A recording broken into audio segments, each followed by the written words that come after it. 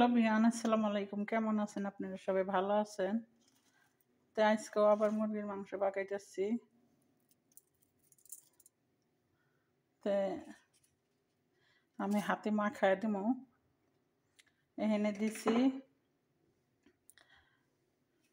হলুদ দিছি এর এক চামচ, আর এর 1 চামচ আমি আদার গুঁড়া দিছি। আবার আমি 1 চামচ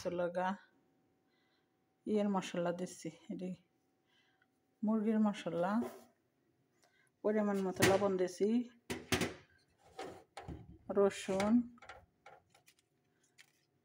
আদা সব কিছু দিয়ে সর্ষের তেল দিয়ে এবার আমি মাংসটা মাখায় আর রান্না করবো আজকে।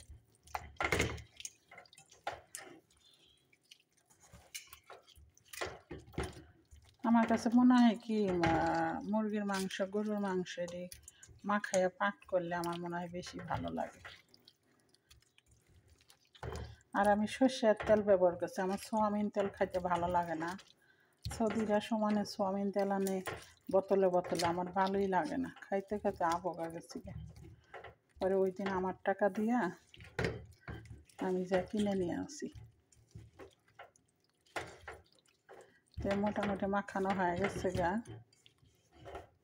রে বাবা, কড়াইটা কি নড়ে হয়ে গেছে গা।